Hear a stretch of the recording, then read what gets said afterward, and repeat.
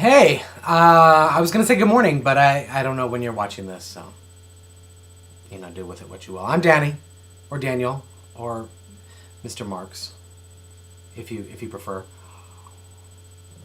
I was gonna do a bookshelf tour today, but then I realized that would be a lot of work, and so I know people have requested it, so I'm actually going to do that sometime this week, because I watched this one YouTube video from this little kid. He was probably 9, who was telling you how to get 100 followers or subscribers in a week, and I was like, this guy's gotta know what he's talking about.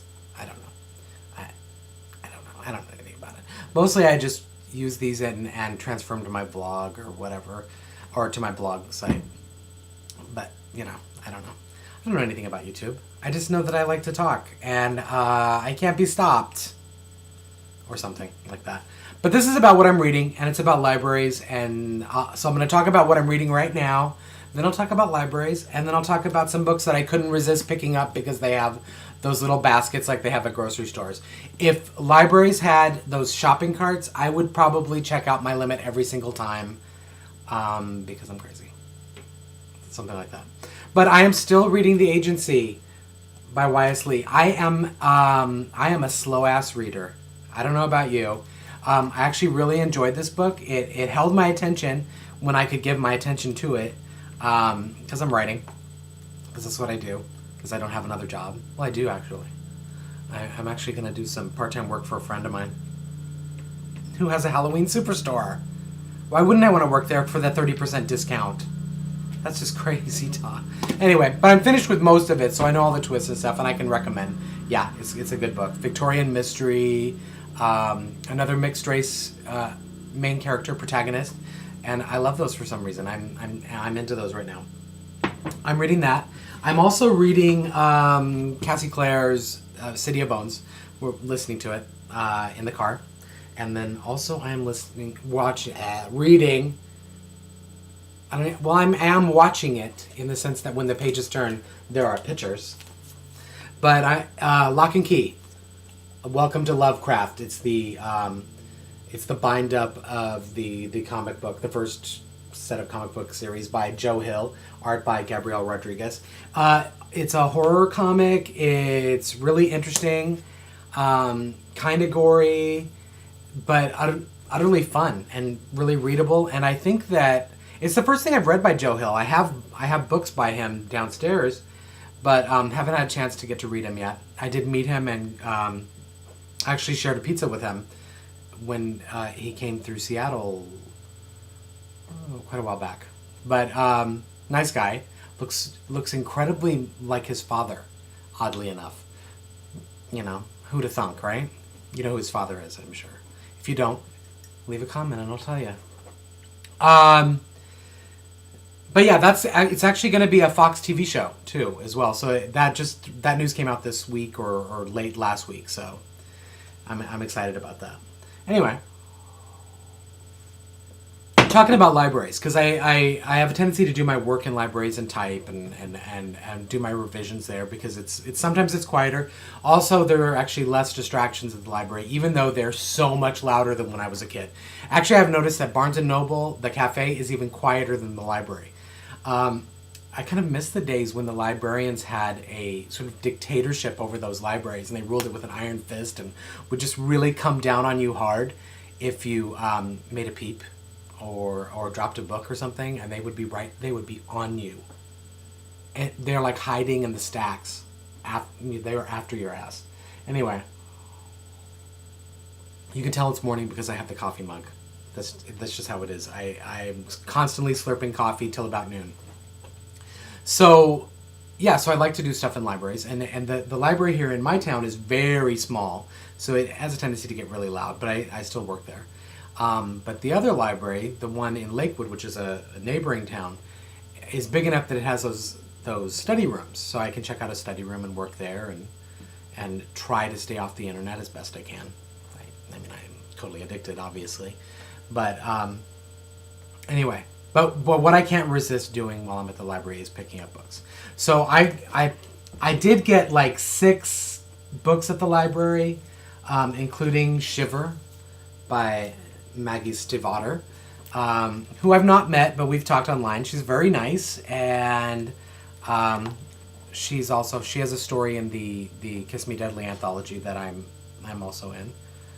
And I'm thinking I'm gonna actually have a vlog post about the world that's built up in that story and how that's the Vermilion actually occurs much later after the trilogy that I'm currently writing, so after all the relationships have gelled.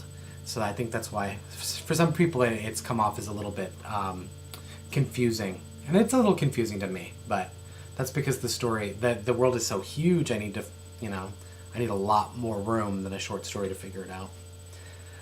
Anyway, so I did get some books. I don't even know. I should have probably not even told you any of that. I should have left it for the video. These are slipping. Okay, so I got Go Mutants by Larry Doyle, which is a really fun cover, and the inside is really cool too because it seems to have lots of weird font things in it going on for it. It's very bizarre kind of stuff. I'm not sure. Science gone wild. I don't think it's YA. It's in the adult section, but I mean, Tom Perrotta, who's one of my favorite authors, he wrote Little Children and Election. And Election was that movie with Reese Witherspoon. She was a high school student who wanted to be class president and was totally crazy. And I love that. And Tom Perrotta is an amazing author. He wrote an instant classic right up there with great end-of-school landmarks like American Graffiti and Dazed and Confused, which is one of my favorite movies. A generous and tender-hearted portrait of a teenage wasteland that should be deeply familiar to anyone who made it through high school. Okay, so I'm going to read that, right? And I'll read you the inside. The author of I Love You, Beth Cooper, which was a crappy movie, you must agree with me, returns with an ingenious contemporary satire set in an alternate universe populated by the aliens, mutants, and atomic monsters of B-movie legend. It came to Earth, and now its spawn goes to high school. That's all I'll read. That's enough. If that doesn't make you want to read it, nothing will. The next book I picked up was Richard Kadrey's Sandman Slim. Can you see it? Which is interesting little hardback, very small. But it's an urban fantasy book that's really supposed to be irreverent and very darkly comic and supposedly hilarious. And people tell me to read it because I don't know, because I've been accused of being both irreverent and hilarious in my writing. Not so much in the YA stuff, I have to say, but I have an idea for a contemporary YA, not paranormal, that is more of a comedy framework. So we'll see how that goes. Because you can have, authors can have awesome ideas that readers would love, but if the publishers don't like them, you're never going to read them. You're just never gonna, because it's never going to happen. Which is sad. I'm a little bitter. Can you tell? I've had something rejected recently. Rejection is hard. That's why you're supposed to learn to deal with it in high school, because it just keeps going. It keeps going. The next book is The Reapers Are the Angels by Alden Bell.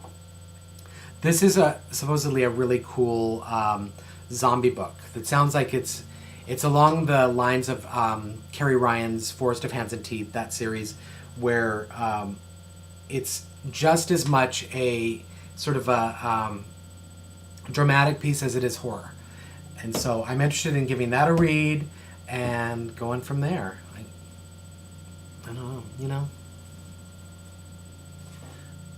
But I'm not sure what I'm going to read next. I still also have Shadow Hills here, just staring me down. And I know I should read it, but Shiver, everyone talks about Shiver. You guys are going to have to help me in the Wunderbar. Dann in Sie Wunderbar. Just leave a comment. Tell me what I should read next, and I'll list the books out there too. And next time, this week, I'm going to have a bookshelf tour, and hopefully it'll be high hilarity. Maybe. Or maybe not. Maybe it'll be completely boring, and will drive you crazy.